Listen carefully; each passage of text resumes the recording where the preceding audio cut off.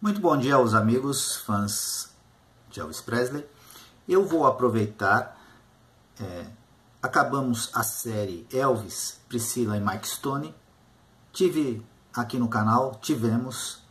mais de 21 mil acessos, então eu quero aproveitar essa audiência, esse engajamento que vocês estão com a história, todo o romance, todo o drama do casamento de Elvis, e eu quero trazer o primeiro capítulo deste livro, Elvis, What Happened, onde você vai ver toda a aflição, toda a angústia e todo o sofrimento que Elvis passou. Não foi fácil para ele depois que ele perdeu sua família e depois que sua esposa foi embora e foi morar com Mike Stone.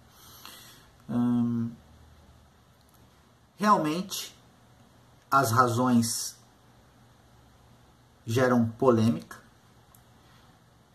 Muitas pessoas são a favor de um, outras são a favor de outro. Eu não entro nesse mérito, apenas a consequência que vamos ver hoje de um sofrimento atroz que Elvis sofreu.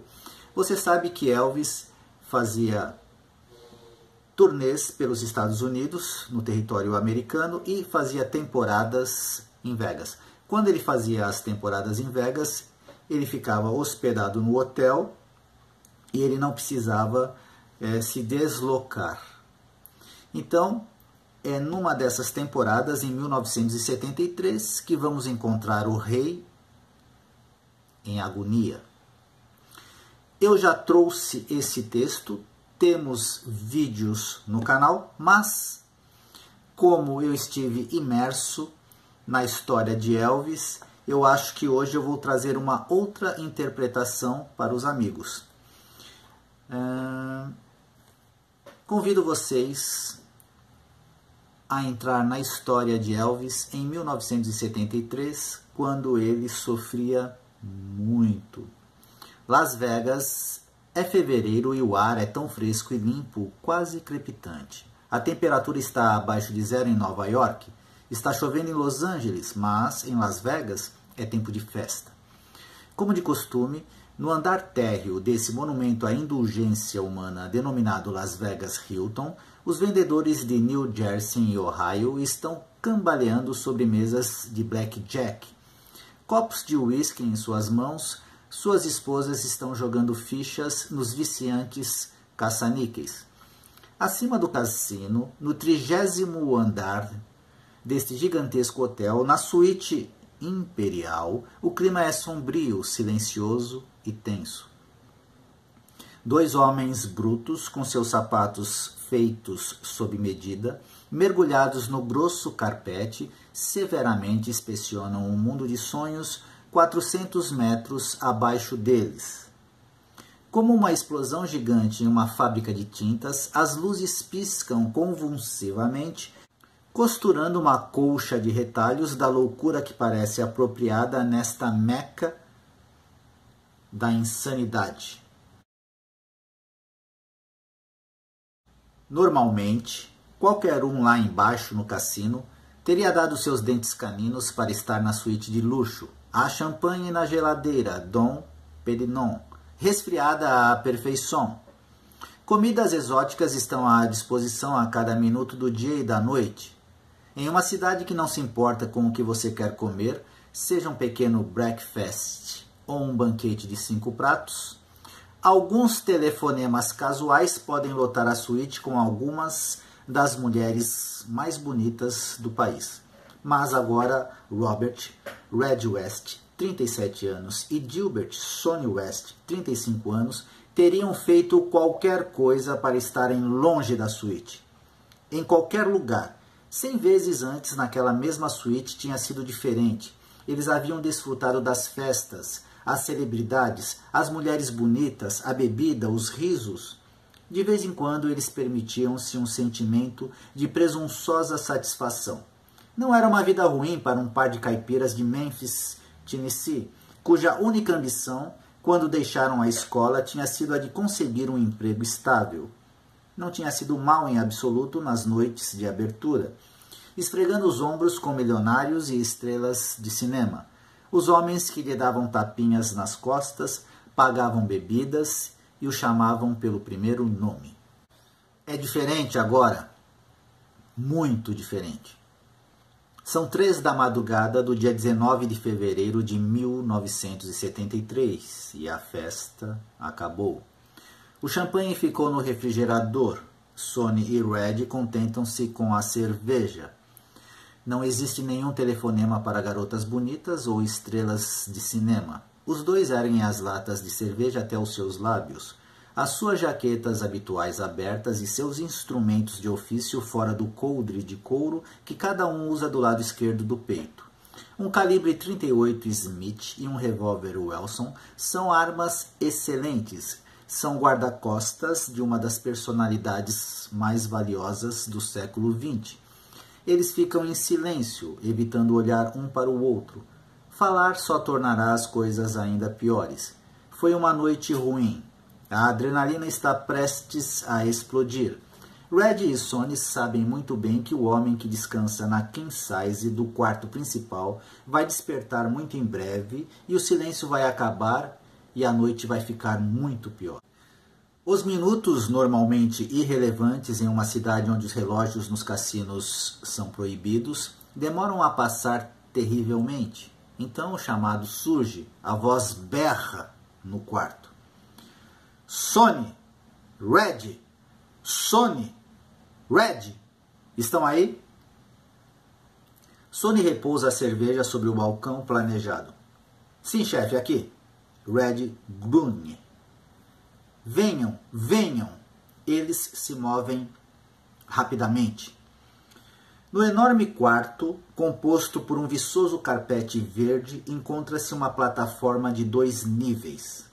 Na parte superior, uma enorme cama coberta por veludo verde escuro. É uma sala real. Os reis, as rainhas, os presidentes e os primeiros ministros dormiram nesta cama. O ocupante pode inspecionar os domínios do quarto e ter uma visão panorâmica da cidade abaixo. Um homem está nesta cama. Apoiado por 4 travesseiros fofos, as luzes suaves no teto banham a cama em uma aura reservada apenas para seres supremos. O homem está vestindo um caro pijama de seda branca feito à mão, ornamentado de fora a fora com pedras brilhantes, como suas jumpsuits, que estão na cadeira. Uma loira estonteante está sentada no canto da cama. Sua roupa é de boutiques de classe, onde os fregueses ignoram os preços da etiqueta.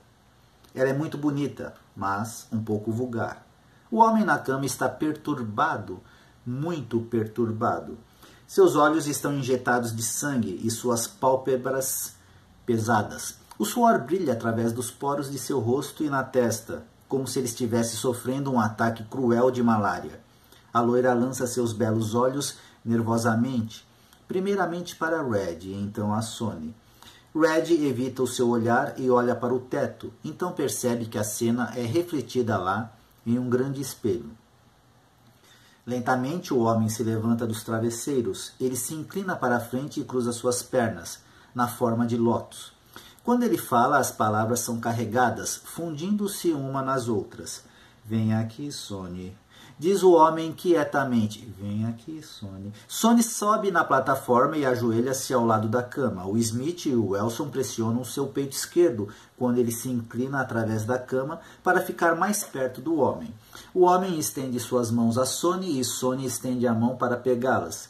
O aperto do homem é frio. Seus dedos afundam nas palmas de Sonny. Olhe em meus olhos, Sonny. Olhe dentro de meus olhos. As palavras saem monótonas e cansadas. O homem tem que morrer. Você sabe que o homem tem que morrer. O cretino deve ir. Você sabe, Sonny, você sabe disso. Há muita dor em mim e ele é o responsável. Você pode me ouvir? Tenho razão? Você sabe que tenho razão. Mike Stone tem que morrer. Você fará isso por mim? Mate o cretino, Sonny. Posso contar com você? Eu sei que posso. As gotas de suor estão escorrendo pelo rosto do homem, de pijama de seda branca. A voz está beirando a histeria. As lágrimas brotam nos olhos de Sonny West, um boi de 6 pés e 2 polegadas em forma de homem que nunca disse não a uma luta em sua vida e nunca perdeu uma. Sonny está implorando. Não, chefe, vamos esquecer essa conversa. Sei que ele lhe causou dor, mas você não pode falar assim, não é certo. Simplesmente isto não é certo. O homem está repetindo. Mike Stone deve morrer, ele deve morrer. Você o fará por mim? Você deve, ele não tem direito de viver. Há livros sobre religião e ocultismo na cama em frente ao homem. Ele puxa as cobertas e elas caem no chão. Ele sai da cama e esbarra na cadeira onde suas roupas de show estão e elas caem no chão. Ele é um homem decidido agora, murmurando para si mesmo, ele tem que ir. Descuidadamente ele abre uma porta do gigantesco armário, dentro mais equipamentos que brilham. A bela loira está perdendo a calma, há desespero em seu rosto. Qual é o problema com ele? Alguém pode fazer alguma coisa? Será que alguém pode me dizer o que aconteceu? Acalme-o, pelo amor de Deus. O que está errado? Oh, meu Deus! Oh, meu Deus! Sonny parece um menino articulando com alguém que ele gosta muito para não pular de um penhasco. O homem tropeça no armário, batendo na decoração fina do interior. Ele procura algo. Ele pega um objeto grande e longo. Sonny West sabe o que é, e ele pode sentir seu coração bater no estômago. Red West sente um calafrio em suas costas até o pescoço. Ó céus! Ele sussurra para si mesmo. Ó céus! O homem cambaleia de dentro do closet, segurando um rifle M16, cinza, esverdeado. Sonny de pé e de costas para a porta. O homem se move em sua direção e pressiona a arma em sua mão. Sonny olha para ele como se estivesse segurando uma cascavel. Jesus Cristo, chefe, não. Isso não. Por favor, não. O homem de pijama abandona sua monótona insistência. Será que ninguém entende? Ó Deus, por que ninguém consegue entender? Por que você não pode entender que este homem deve morrer? Ele pula embriagadamente na cama. Ele está saltando agora. Ele vira o rosto para a parede. Ele tenta literalmente escalar a parede, seus dedos que cavam a superfície para agarrar, as suas pernas tentando algo impossível. Ele me machucou muito, todos sabem disso. Ele destruiu minha família. Ele tirou minha esposa, ele acabou com tudo e me magoou muito e ninguém se importa. Ele é o responsável por tudo isso. Sonny recua segurando firmemente o M16. Há lágrimas brotando em seus olhos. O grande Red é embargado pela emoção. O homem continua tentando escalar a parede do quarto. A loira está suplicando. Baby, não faça isso, por favor, querido, não. Sonny caminha lentamente de costas para fora do quarto. Segura o M16. Lágrimas escorrem por seu rosto. O homem de pijama não sabe que ele se foi. Sonny se vira e lança o M16 em um cesto de lixo no corredor. Então, retorna ao quarto. Outro homem acaba de entrar na suíte. Seu nome é Lamar Fike. Normalmente alegre, texano, 300 libras, que está parecendo preocupado agora. Ele cai em uma cadeira e coloca seus pés em estilo vaqueiro numa mesa.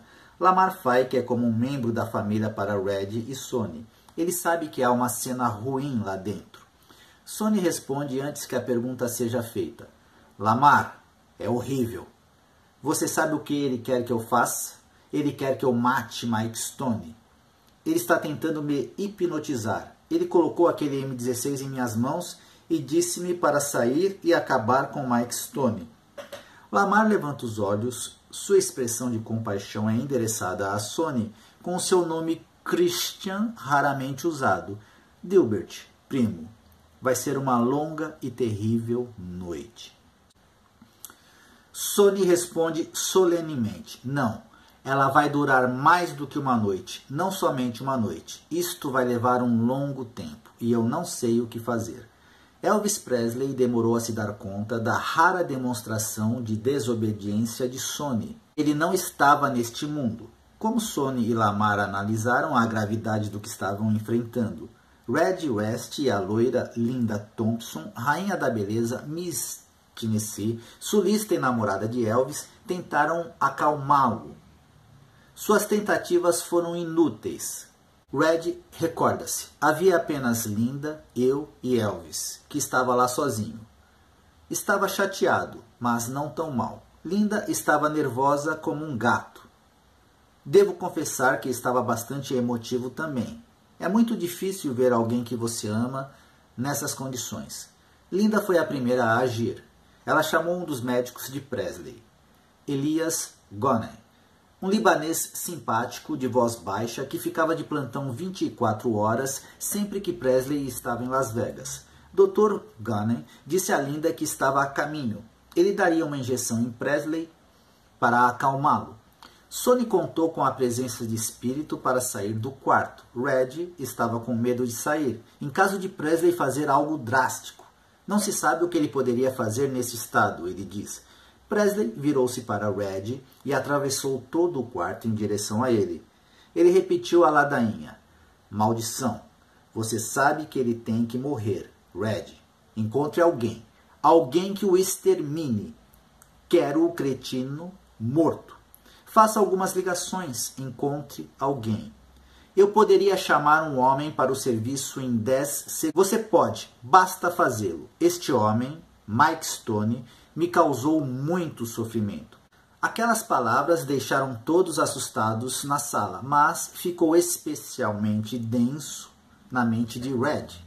Red e Sonny são de muitas maneiras muito parecidos. Ambos são rapazes do sul, mas em outros aspectos eles são diferentes. Sonny e eu somos mais próximos do que a maior parte dos primos, diz Red. Nós crescemos como irmãos. Seu pai fez o meu pai sair de uma fazenda onde ele trabalhava. Meu avô costumava chicotear o meu pai, e o pai de Sonny só o queria longe dali. Ambos foram homens selvagens, e eu crescia à sua sombra. Por isso somos muito próximos, mas quando veio a nossa reação a Elvis, havia uma diferença. Sonny com certeza amava muito o homem, mas quanto a mim, era mais do que isso. Elvis tinha um tipo de poder sobre mim que sinto até hoje, mesmo depois de tudo o que aconteceu. Elvis poderia tirar o melhor de mim e ele com certeza pode trazer à tona o pior em mim. Ele poderia realmente mudar o meu humor. Se ele me desse um momento difícil, eu ficava irritado e logo descontaria em alguém.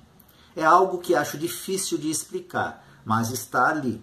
Sonny rejeitou os apelos de Presley para matar Mike Stoney com horror, mas eles se instalaram como uma chaga ulcerosa na mente de Red. O amor de Red por Elvis Presley esteve perto de ser obsessivo e sua obediência correspondia. Red diz: cara, eu comecei a pensar. Elvis estava sofrendo e, bem, talvez fosse apenas esse homem que estava causando o sofrimento. Acontece assim, e eu comecei a pensar que talvez não fosse justo que um ser humano seja responsável pelo sofrimento de outro ser humano. Eu acho que o que eu estou tentando dizer é o seguinte: quando ele me disse para arrumar alguém para exterminar Mike Stoney, tenho que dizer a verdade. Eu escutava. Como um maldito tolo, eu escutava muito. Naquela noite, Red viu o Dr. Gannon dar a Presley um sedativo para acalmá-lo. Quando Presley caiu no sono, Red soltou um suspiro de alívio. Talvez amanhã, quando ele estiver mais calmo, ele esquecerá tudo sobre isso. Red tinha visto Presley ter esses ataques antes. Muitas vezes, no dia seguinte, nenhuma palavra seria dita e tudo da noite anterior seria esquecido. Mas Elvis Presley não se esqueceu. No dia seguinte, quando ele viu Red, ele estava calmo, mas ele queria saber o que Red tinha feito sobre a sua ordem. Red, você não fez aquela ligação ainda? Quero-a feita. Red estremeceu. Estou trabalhando nisso. Red estava confuso, dividido entre uma lealdade cega a Elvis Presley e a gravidade do pedido. Red West com certeza afastou muitos homens a socos, mas acabar definitivamente com alguém não era seu estilo. Red voltou-se para o seu amigo particular, o ator Robert Conrad. Ele era o único cara que eu poderia me abrir, diz Red. Conrad, generoso e atencioso, a estrela de Hawaii Eve Wide West, um veterano em Hollywood que estava habituado e não se chocava fácil. Red recorda: eu estava assustado, mas eu não queria sair por aí contratando qualquer um. Ouvindo-me agora, devo parecer um louco. Foi uma loucura até falar com Elvis sobre isso, mas eu fiz e, bem, eu estou dizendo a verdade. Conrad falou a Red com a calma esperada dele. Olha, cara, não entra nessa. Não se aproxime dele, fique bem longe. Já vi coisas assim antes. Eu vejo isso apenas como reações dos comprimidos ou injeções. Basta concordar com o que ele diz e adiar até que se acalme e perceba o que está pedindo. Ele recobrará a razão e esquecerá tudo sobre isso. Red escutou calmamente Conrad e recobrou a razão. Sim, você tem razão, Bob. Muito obrigado. Vamos esquecer tudo isso. Mas Elvis ainda não tinha esquecido. Ele tinha ficado obcecado com esse homem. Mike Stone, Presley diria a Red. Ei, você está trabalhando naquela coisa? Você fez as ligações? Red sempre ganhava tempo. Sim, eu estou fazendo algumas ligações, claro. Red estava mentindo, naturalmente. Ele não tinha feito qualquer chamada sobre o caso ainda. Agora, neste momento, Elvis estava se apresentando no Hilton. Red continua. E acho que havia passado 6 ou 7 dias depois de seus shows lá. Cerca de 2 em 2 dias, Elvis chegaria a mim novamente. Ele perguntava o que eu estava fazendo sobre o seu pedido. Eu continuava somente inventando um monte de desculpas, além do fato de eu amar o cara e simplesmente não suportar vê-lo tão mal. E deixe-me dizer que doía. Assim, Red fez algumas ligações, desta vez real. Em Las Vegas, você pode conseguir o número de telefone de um profissional com bastante facilidade. A cidade foi fundada sobre esse tipo de coisa. A máfia pode se organizar a partir de lá por $5.000. Embora nenhum golpe deva se realizar na própria Las Vegas, essa é a política da máfia. Red diz: olha, cara, acredite em mim. Qualquer um, mesmo um padre, pode obter um número de telefone para esse tipo de coisa, em qualquer lugar, em qualquer hora. Bem, como um grande idiota, conseguiu o número de um profissional. O preço citado foi de $10.000. Eu não citei nomes, somente liguei para esse cara e perguntei qual era o seu preço. Então eu disse que voltaria a ligar. Na última noite do show, Red chegou a Elvis com a informação. Eu acho que deve ter sido por volta de 25 ou 26 de fevereiro. Estive com ele um pouco antes dele subir ao palco. Eu lhe disse: bem, Elvis, eu fiz aquela ligação. Não acertei nada ainda, mas você quer que eu chame o cara? Red ia fazer a ligação de um telefone público. Ele queria que Elvis soubesse que ele não o tinha deixado. Mas ele também queria enfrentar Presley com o que ele estava fazendo. Foi mais ou menos 20 minutos antes de Presley subir ao palco. Ele refletiu sobre a pergunta por alguns segundos e disse: diabos, vamos deixar isso por enquanto. Talvez seja um pouco pesado. Vamos deixar de lado por hora. Red ainda hoje pode se lembrar da sensação de alívio. Naquela noite ele ficou tão feliz que saiu e se embebedou. Agora a questão era: quando Elvis me pediu para fazer isso, eu queria que Elvis percebesse o que estava dizendo. Por isso enganei-o. Ao mesmo tempo, eu fui tão longe ao ponto de fazer a chamada telefônica. Fui um idiota, mas Elvis tinha aquela coisa comigo. Pessoal, a música de hoje é Solitaire. Havia um homem solitário, que perdeu seu amor através da sua indiferença. Um coração que se importava e foi partido, até que morreu dentro do seu silêncio. Solitaire. Procure no YouTube mais uma belíssima interpretação do Rei Elvis. E eu volto com mais sobre Elvis Forever.